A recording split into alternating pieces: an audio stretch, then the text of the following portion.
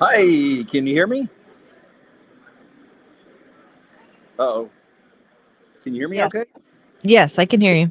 Oh, okay, Can you hear great, me? great, great. I can hear you fine. It doesn't sound too loud where I'm at, does it? There's just a little chatter. Sounds like you're at Central Perk Yeah. from Friends. Yeah. Actually, it's pretty close to that. It's actually well, you were at this coffee shop actually. Oh yeah, I know Yeah, yeah, exactly what yeah. you're talking So I about. came to this coffee shop. It's got great internet, so that's a plus because Whoop, whoop. we've definitely been challenged with that as I live out in the country. I don't know how you Yeah. got such great internet out in the country. That's pretty amazing. Is it just an Oregon thing or what? No, we got really lucky. Spectrum just happened to be coming down the street a few weeks ago when I was trying to get my Starlink set up, and Wow. so we just got really lucky. So now we have fiber optic, and my neighbor actually got rid of his Starlink because it wasn't as reliable. So here we are. Really, I was going to ask. Yeah, I need to ask somebody about that whole Starlink thing because I looked into that and I kind of read mixed reviews on that. So I don't know. Yeah, you really have to have the open space. We had too many trees here, so. Oh, I got you. I got you. I got you. Awesome. So how was your week? Pretty steady. I've had a lot of closure and healing happen this last week regarding family, so that Wow. felt great. Cool. Um, and I had a sacrament session also earlier, well, actually a couple days ago. So that was really awesome for me as well. And so Hmm. I think I'm doing a lot better on my side. Well, that's great. Now, how often do you do your sacrament session? This is for you, right? This is just for you. Yes. Whenever needed, and I'd say probably every mm, 6 months, maybe. Wow. Okay. Now, I All don't right. think that that's needed for everyone, but I think that, um, you know, there's a lot of personal responsibility that comes afterwards, and it's self-care and, healing in all kinds of different ways, not just emotional, but just taking care of yourself with the food that you're eating and, Yeah. just it's a plethora of things, and I'm not infallible, I've definitely had some, backtracks and forwards and come back a little bit and go forwards, so Well, it's not and all forward all the time. no, it's not, and it wasn't for Jesus. And I think that that's one of the things that we forget. You know, there's this image, this vision that we have of Jesus, the Christ, and we think he was the Christ. We think Christ was actually his last name, and it wasn't. Right. And I think that when we get the idea that Christ was not the last name of Jesus, we can go, oh, okay, so he grew into something. And then when we get that, we're okay. You know, I grew up with the myth that Jesus was perfect legally. Yeah. And yet I kept reading these passages where, well, he broke a law right there, didn't he? I mean, didn't he drink right there? Well, yeah, but they had to drink wine because and we then we make up these stories that make it okay for him to break this law that we're under. And I was kind of like going, okay, I'm sorry, but at some point you've got to be asking questions. You have to get to a point of honesty, and part of that honesty starts with yourself. And so I had a very faith growing week because I had to get honest with some stuff with myself. And I think that we all have that if we're gonna really be on the path. I think that we have to be honest with ourselves about what we need, and And a sometimes willingness that's to. the hardest thing. Yeah. That's the hardest. Oh, there's no question. Yeah, if it was easy, it wouldn't be called a narrow road, right? I mean, it was, and I think that I think that Jesus knew this. And I think that in order for Jesus to become the Christ, which I believe happened actually in his death, was that when he became the Christ, everybody saw that. There wasn't a question of that, but there was also this resting point saying, you know what? Not even death is going to separate you from your divine nature. Not even death is going to separate you from perfect love. Not even death is going to separate you from source. And I think that once we get resting in that point, then the journey is less stressful. I don't want to say that it's easy because I don't think it ever gets easy. My last lesson, I always say my last lessons are my last exhale. I taught that to this new ESL class I just started teaching this last week. And this is an advanced class. And everybody, it takes them a minute. It's an ESL class, right? They're learning English. And they go, ah, okay. so, so, and then they kind of like, they kind of grasped what their assignment was for the weekend. So, but yeah. So I wanted to just bring one thing up that I've been seeing a lot online. There's a lot of kerfuffle, if you will, in the world, per usual, I guess, but it seems like there's more than usual. And there's a lot of people that are expecting Jesus to come down and save us or something of the sort. And um, I think a lot of people look to a president to do that. And then yeah, if they're not looking to that, then they look to Jesus to do this. And I just want to remind everybody that there's a reason why Jesus came yeah, to tell a message, send a message. It's within us. yeah. We have the Beautiful. responsibility, and we cannot keep putting this responsibility on another person, Right. perfect or not. Yeah. Um, it all lies within us. So I just wanted a little reminder to everyone. Everybody needs to do what they can with what they have, and I'll leave that up to everybody to figure out what that is, but, please Well, yeah, don't be looking to other people. I'm really glad you brought this up because one of the conversations that I had with Dr. Jesus quote this week was, wherever your faith lies, therein lies your pain Mm, or your healing. So if you've got faith in an army, Afghanistan, Vietnam, and I'm not like in the face of any veteran because I am a veteran, but I'm just saying that there's always going to be human failure where there's human faith. You have faith in a yes, president, they're going to let you down. You have faith in a business leader, he's going to let you down. I mean, pick a human construct and it will screw you up if your faith is in that. I don't give two craps in a bucket what it is. I mean, we used to have faith in a college degree. Oh, you get a degree and you get out and you got a great job.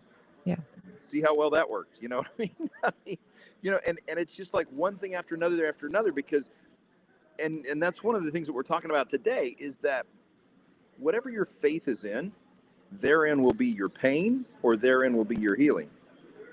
And if your faith is in anything that is temporary, money, power, prestige, any of this, and that's what Christ was tempted by.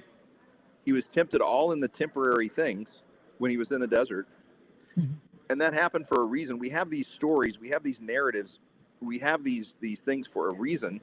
And the reason is so we'll look at it and go, that might be a BS way to look at things.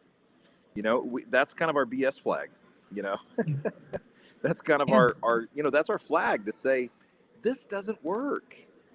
I mean, unless you didn't get the message, it just doesn't work. It doesn't work to have the knowledge of good and evil. It doesn't work to want more. And what we're coming down to really in all of this is a need for earthly more as opposed to resting in divinely in. You know what I yeah, mean? Divinely in, the yes, kingdom within. And you're absolutely right. I think I can't remember, it was one of those like motivational speakers, and I was listening to him this week because I was trying to get some videos ready for my class, and they said no one is coming to save you, and they're not. And again, it's my true. last lesson's on my last exhale, and there's a reason for that because my last exhale is, oh yeah, there's only one thing to have faith in, and if you don't have faith in it now, this is going to be a really hard exit. You know, Yeah, this is going to suck. There's no way around it. So, totally.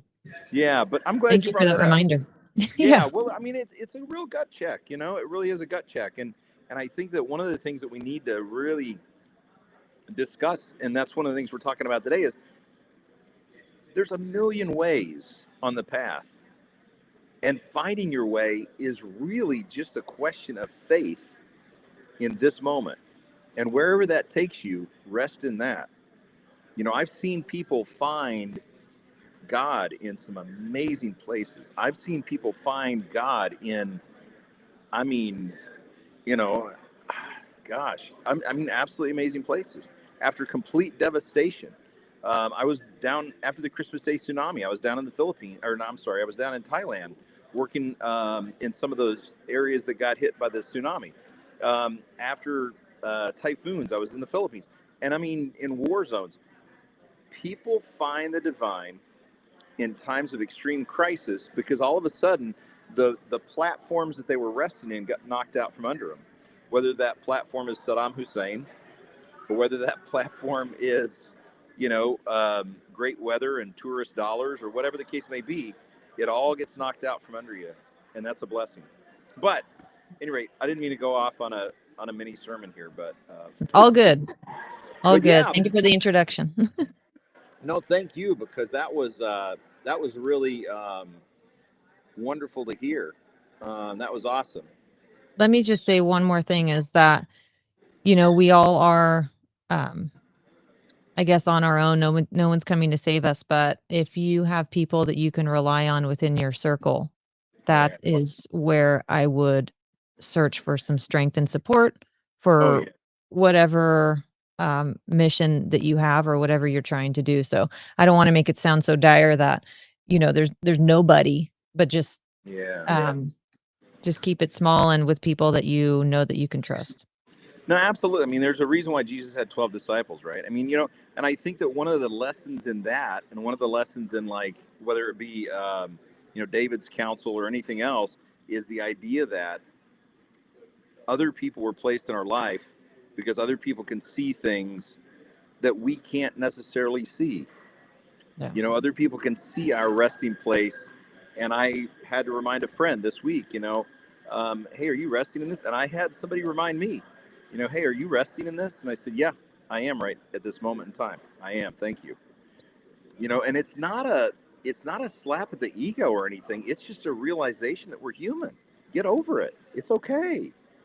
We're not trying to, like, come down on anybody. We're just simply trying to say, these are things you need to see. These are things that you need to, and I think that's the reason why we have coaches and psychiatrists and psychologists, right? To get us to, like, think about the kingdom within, the journey. Right. And That's my thing. everybody is on maybe they're not on a healing journey, but I can tell you that everybody has healing to do.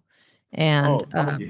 Yeah. anytime I see somebody in the grocery store or if anybody's just acting in an ill manner, I remind myself that everybody's on their own journey and who knows what's going on in this person's life and who Yeah. knows what kind of trauma this person has had and what they're currently trying to work through or having difficulties, working through. And Yeah. so it just helps me have more grace on others and patience. And let me say that you had a lot of grace on me this week because I've had some struggles this week, and more than anything, what I really want us to be about is transparency and honesty. And I Yes. had some struggles. I called you and I was like, I've had some struggling days. And I think it's part of what we're going to be talking about today, is that our struggle is meant to bring us back to the kingdom within. Yes, sir. And it's meant to bring us back to the kingdom within where the hurt is and where the pain is, because we have to see that as being embraced by the divine. And that's not always an easy task, Right. especially for those who've had trauma and who've lost somebody. That is, I, I guess it's because that's so tight and personal with me. Yeah. And losing someone so just, like, right there in front of me, that it still hurts, even if it's losing a pet, a pet that showed love to you. You lose that, and it's like, wow, that can throw you for a loop. And so I really appreciate you, and I appreciate your willingness to listen to a crying pastor this week, because it was a challenge. Anytime. Like Yeah. I know a lot of people are doing the same, looking to you for the same. So it's all good. That's what we're here for. Amen to that. Amen to that. I totally agree. Yeah, and that's a beautiful thing. That's a beautiful, beautiful thing. Well, that's cool. That's Absolutely. why Ascension Healing Fellowship is here, and that's why we are so excited about everything that's happening, and everything that's moving forward, and everything Yes. that's occurring that can actually radically help heal. Absolutely. And that's, like, what it's all about. It is, healing is the middle name. I mean, it literally Yes. is. It literally is. So, yeah. So that's cool. With that in mind, I really want to read this passage. Okay. In John 14:6, Jesus said, I am the way and the truth and the life. No one comes to the Father but through me. Think on that, because we're going to meditate just for a moment. Even in this loud place, I can meditate. It's louder to me because I've got my mic kind of like facing my direction. But I want us to meditate for a minute and just breathe in and show me, breathe out the way. Show me the way. Breathe in, show me the truth. Show me the truth.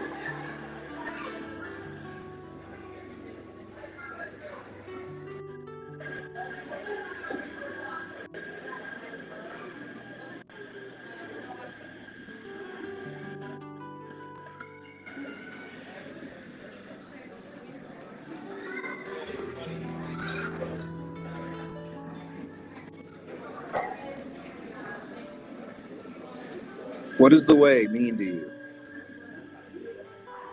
What is the truth to you? That's going to be different than the way and the truth to me. And today we're going to talk about what that means and why that is.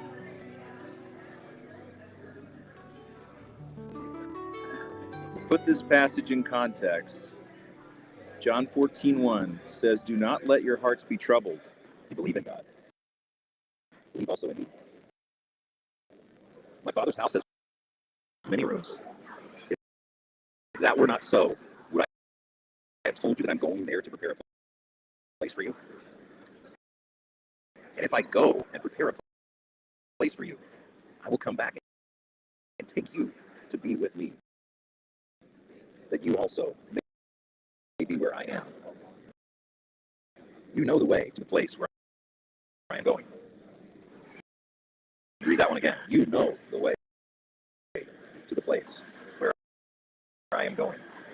Thomas said, Lord, we don't know where you are going. So how can we know the way? Jesus answered, I am the way and the truth and the life. No one comes to the Father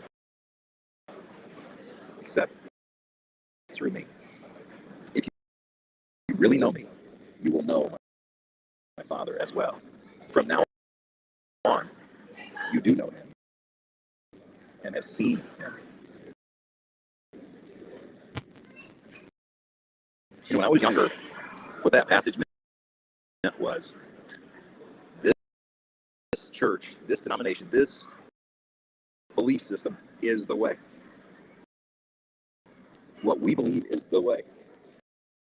And if you don't follow it, oh, you're going to burn in eternal hell. I don't think that's the case. I really don't think that's what Jesus was saying.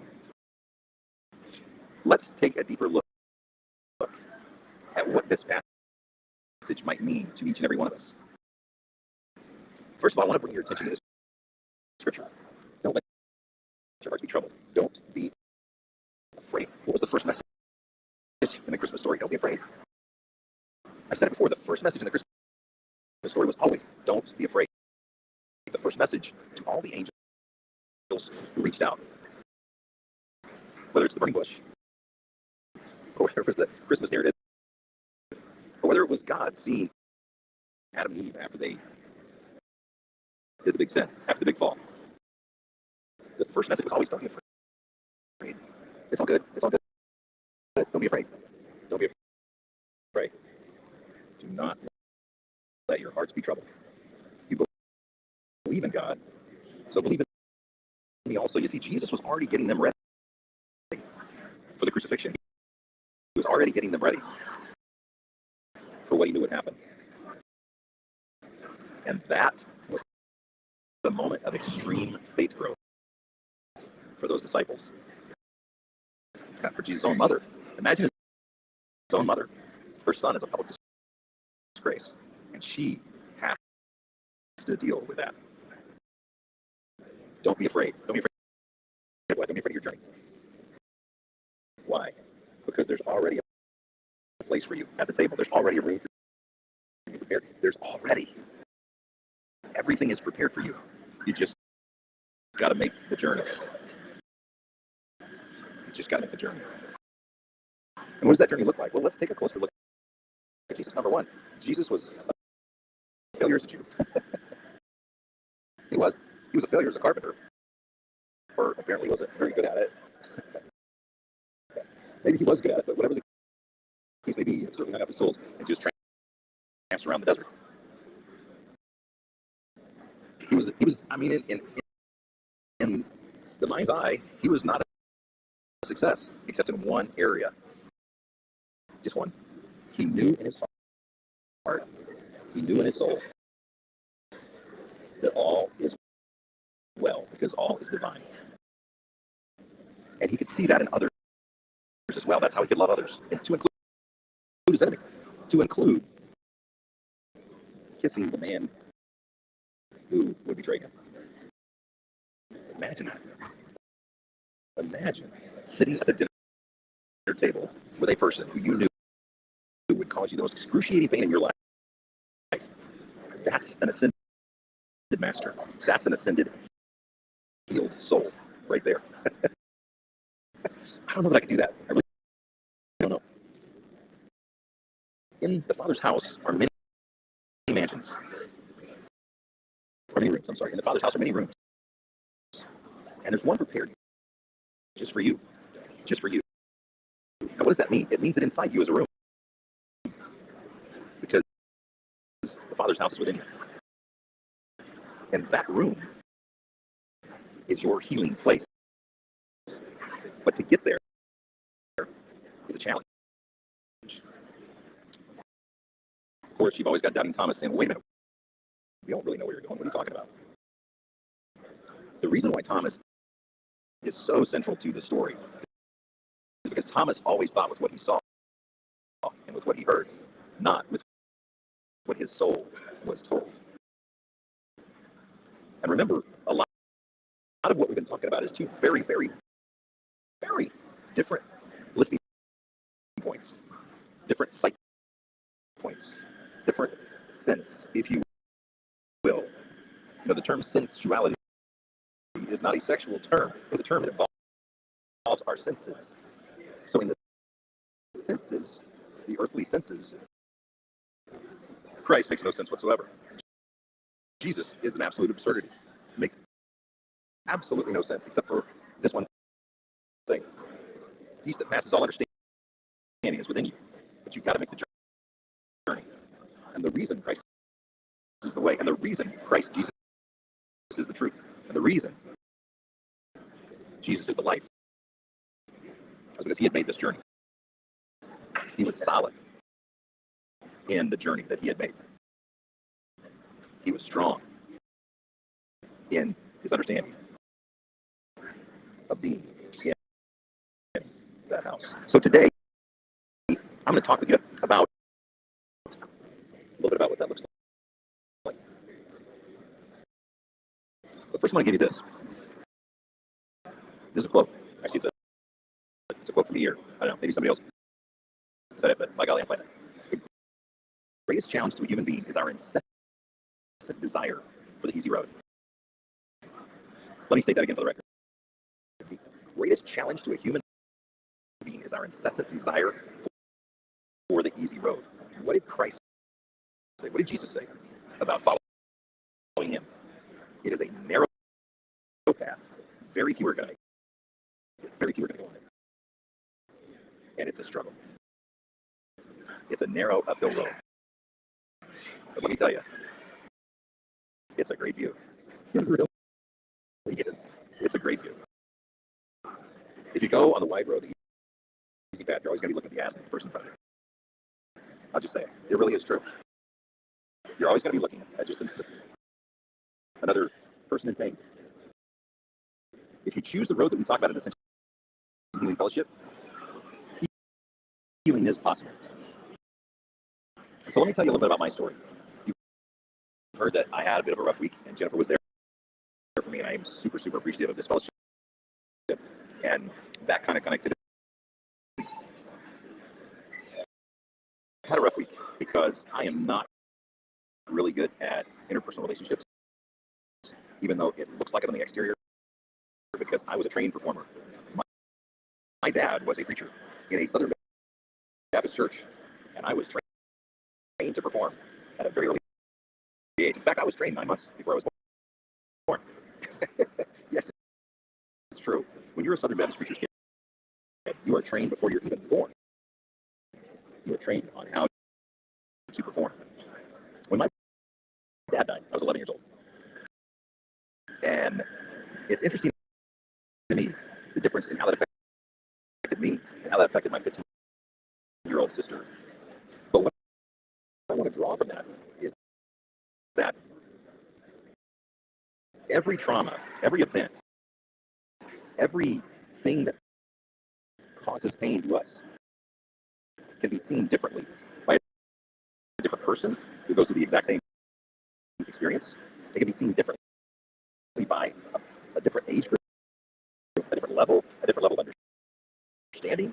There are so many screens and filters that we have. So when when Jesus talked about the room that's prepared for you, there's a room there that's prepared for you. And the path to get there is to follow the road Jesus was on. What does that look like? It looks like understanding that all of your pain, all of your challenges, all of your struggles are from the divine, and having faith that they are healing you. One struggle, one pain, one hurt at a time. No matter what that looks like. I know that is not easy. And we can choose an opposite. For example, in my story, once my dad had passed, we moved the next summer, much to my not being happy with that, but we had to. It was a small town in Mexico, and so we had to. So we did move to Dallas-Fort Worth area, got in a big mega church where I felt swallowed up. But I was a bigger performer. I gave a bigger performance. But my internal dialogue was getting louder. Now, most people at that point will trust that internal dialogue. There are ways that we can shut that down, and that just increases it. That increases our trauma. That increases our trouble. That increases our difficulty. But we just put on a thicker mask and a thicker mask and a thicker mask. And I know, because I have relatives who have very thick mask. Very thick mask. The ego crushing blessings. So I had a point in my life where I couldn't do the mask anymore. My ego was crushed. This was all about my second psychiatric treatment center. Second, and so far my last, but I'm still young. But my point to that is that it's a blessing to have your ego crushed. It is a blessing to be basically ego destitute, because that's when you can really find your soul. So let's look at our verse today and see how that's true for different people. Preparing a place. The bed's made. The sheets are the finest linen ever. The room is absolutely perfect. Here's the only challenge: it's within you. It's within you. Everything is perfect, and it's within you. Yeah, that's exactly what I'm saying. There's a perfect soul, a perfect room within you. And getting to that room is healing the pain. It's a journey. It's a journey through past hurt. Now, here's the thing with past hurt. You can make a choice with past hurt, like you're going to see with each hurdle that we come to, each challenge that we come to in the journey. You're going to see that you can go one way or you can go the other. I'll give you an example. Job. If you've never read the book of Job, I strongly encourage you to read the book of Job. Here was a guy who had it all money, power, family, everything. And he lost it all. Lost all of it. So many times we can get our faith, like Jennifer was saying earlier, and I swear I did not prep her for this, but it's really perfect. We can get our faith in a president, or in our money, or in our tabs on our shoulders, special forces, airborne ranger, all that stuff. We can get our prestige in that. We can get our comfort in that. And when that happens, our journey is diluted. In fact, most of the time we can't make that journey. Our ego is strong. Wait a minute, I got a tab. I've got jump wings. I can't be weak. I can't have problems. I can't experience that pain, that trauma, that whatever it is that was designed to bring us back to the divine. Job never cursed or let go of the divine. Job had lost it all. He lost everything. Lost his family, lost his fortune, lost his house, lost everything. Excruciating pain, mentally, excruciating pain, physically, emotionally, and yet he believed. And yet he kept his belief alive because he kept going back to what his faith was in. And his faith was in that room. It's within him. Just like it's within you. Just like it's within each of us. Now it'd be easy to say, oh, well, that was the Old Testament. Well, I mean, he didn't have the room. I believe the room was always there. I believe the room was it's always been a journey with them. Always. It's always been a journey with Moses. The slaves come out of Egypt. And we're going to talk about some of those central characters here in a moment as well. But it's always been a journey with him. It's always been a choice. And let me give you the opposite to the journey through our pastor, Judas. Judas is carried, betrayed Jesus.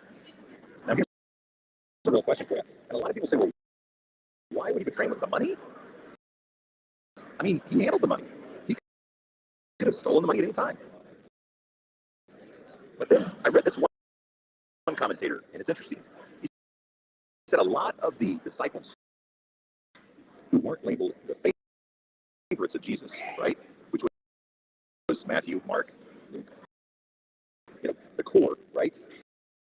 The core that he took with him to the Mount of Transfiguration, the core that he really relied on, the core that was with him always.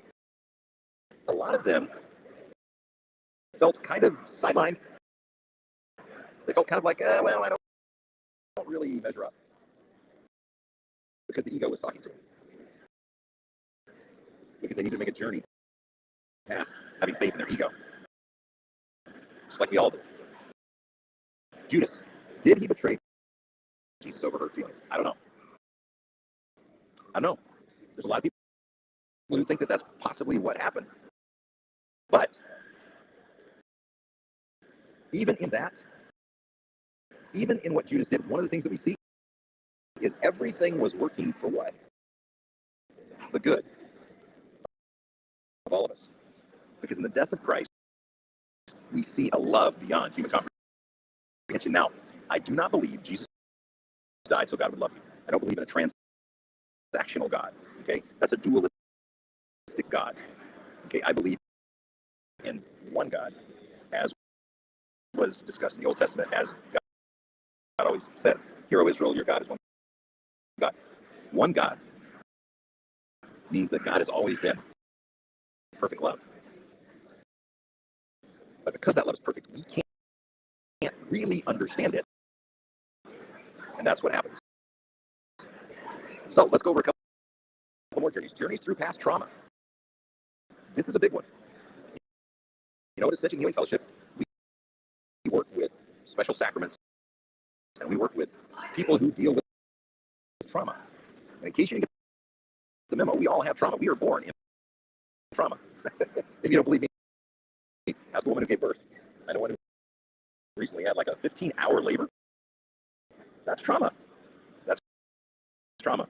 And the first thing she wanted to do when she came to was hold that baby. That's love. That is love. And that's why in a lot of ways, women kind of have a lot more connection to their spiritual path than men. But Saul's trauma. So Saul was on the road. Now, Saul was the number one guy when it came to persecuting Christians or persecuting people who were following the way, because the concept of Christianity wasn't even born yet. He was going around killing people who followed Christ. That's what his mission was.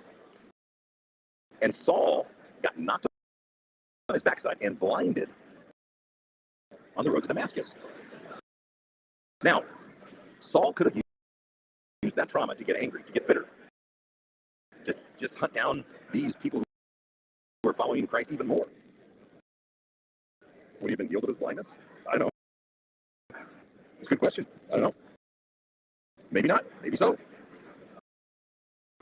But whatever the case may be, he was told to go to the home of somebody who was following Christ. Now, you got to know that when Saul knocked on his door, or a representative of Saul knocked on his door, there had to be a tinge of like, oh, do I answer that door? It's kind of like the IRS coming to visit, right?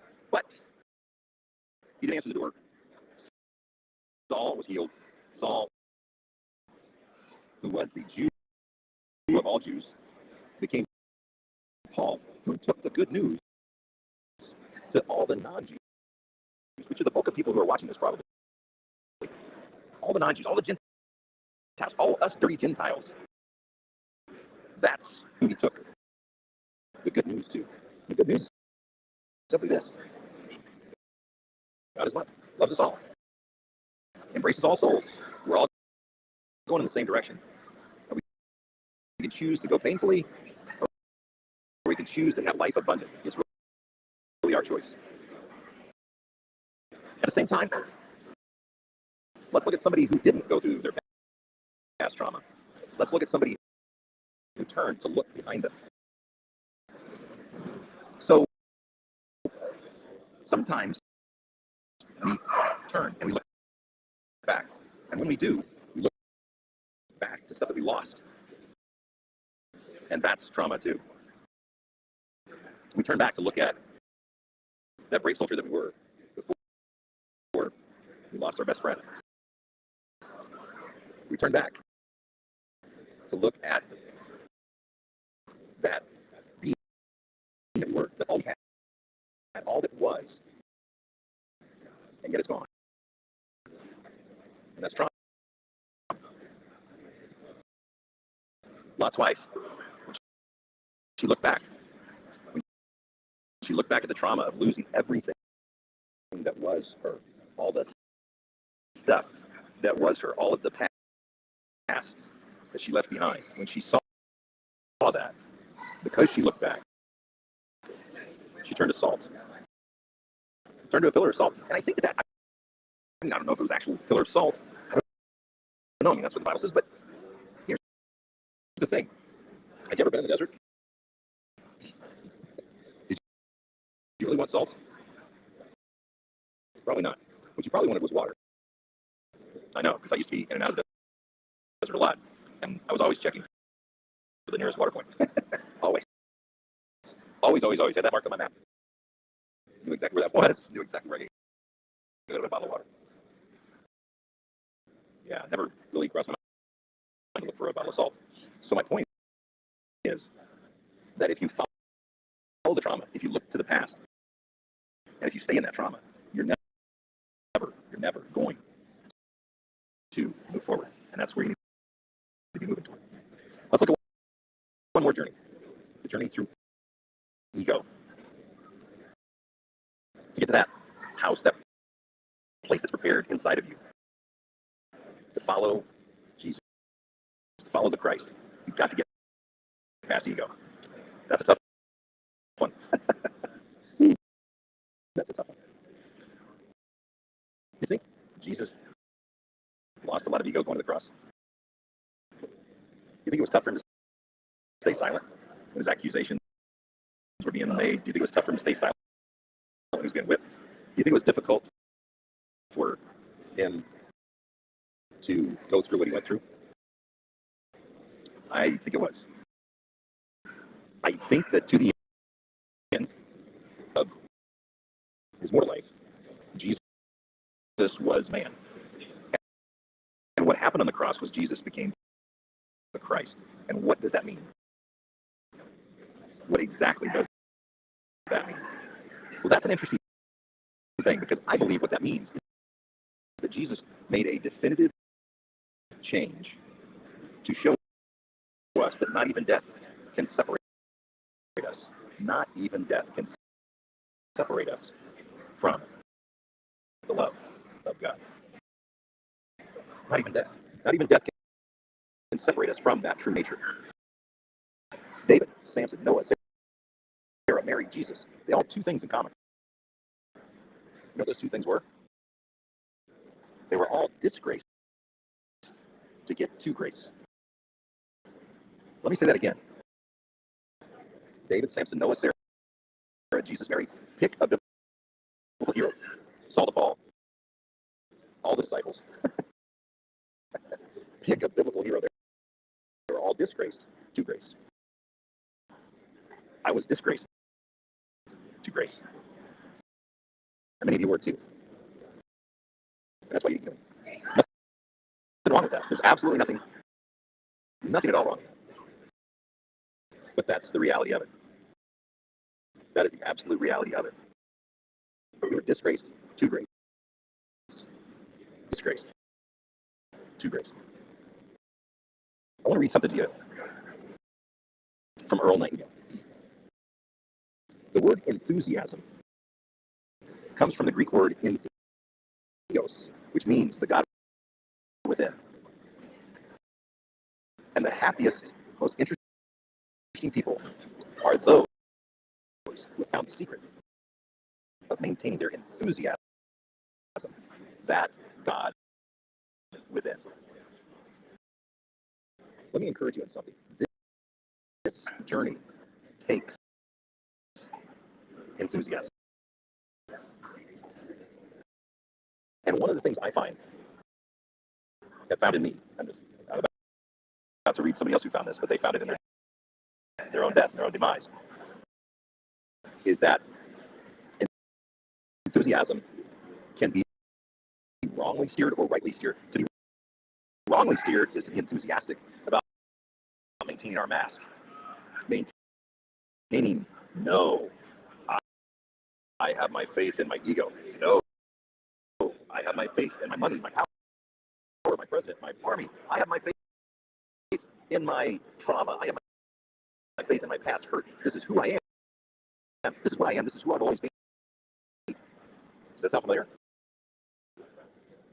Let me tell you what happens when your journey through ego just gets you a harder mask. You ever heard of Pharaoh? The Pharaoh who was Pharaoh during Moses' time. It says in the Bible that God hardened his heart. Now, in the Christian or in the Jewish mythology, in the Jewish tradition, a hardened heart meant that God allowed Pharaoh to have a thicker mask on. And he just defended that mask. And because he defended that mask, what happened? He went after those slaves he had just released. He went after them. And he was going to go and he was going to get them. He was going to drag them back or kill them in the desert. He didn't care which. He was lost. He was nuts with his journey because he wouldn't go through the ego. You can go nuts if your journey doesn't take you through your trauma, if your journey doesn't take you through your hurt, if your journey doesn't take you through your ego. If you get stuck, you're going to be like Pharaoh. And what happened to him? Well, the Red Sea parted. The slaves went across. They were safe. They were safe on the other side. They walked across on dry land. So Pharaoh said, all right, let's go get them. We're going to go across just like they did. Come on. Can't you just see that mask just get thicker and thicker and thicker? And so on they went. And what happened? The sea closed. The sea closed. And Pharaoh and all his army gone. All gone. All gone. That can happen to you too. So you're gonna have to make a decision. You keep that mask on, keep pushing that, you keep that narrative, or you change. What do you do? So here's your assignment. Question of the week. What is keeping me from the kingdom within me? Just answer this one question.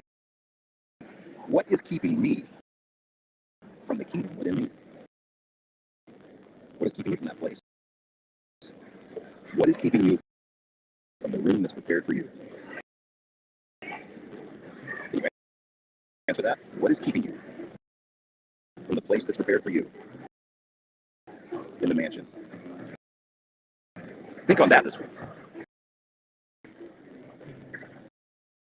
Jennifer, let's think on that this week. Any announcements?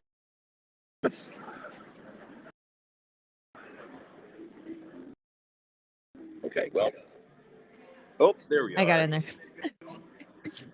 No, we don't have any announcements. As of right now, I think we're just moving right along, and I know that this has been hard for some people to listen to. Like, we could hear you really well at the beginning, and then as soon as we went into the sermon, the internet got choppy again. So we are definitely working on it. Okay. We did have 2 viewers today, so that was awesome. They ended up dropping off, I think. But it's a start. And so we're just going to keep working toward what we know will be absolutely successful, because we're doing this in the highest intention and for the highest good. So it will happen and it will come together. Thank you for that writing assignment, Pastor Bob. I think I really enjoy listening to all of your sermons and appreciate all the writing assignments and the meditations. I think it's all absolutely great stuff to all help us on our healing journey, and I'm looking forward to hearing more. Thank you, and I'm super excited for, I think, just seeing the things starting to come together and seeing some stuff like really happening, And I think that, one of the things that we can miss a lot of times is the idea that things are happening and things are changing, and I think that seeds are being planted. And I think that's one of the things that amazes me about Christ. He knew, and he never really saw everything that would happen because of his work, but he knew seeds were being planted. And some of those seeds fell on good land, I appreciate you, sister. Thank you so much. You as well. Thank you, Pastor Bob. I hope everybody has a wonderful Sunday. Absolutely. Talk to you later.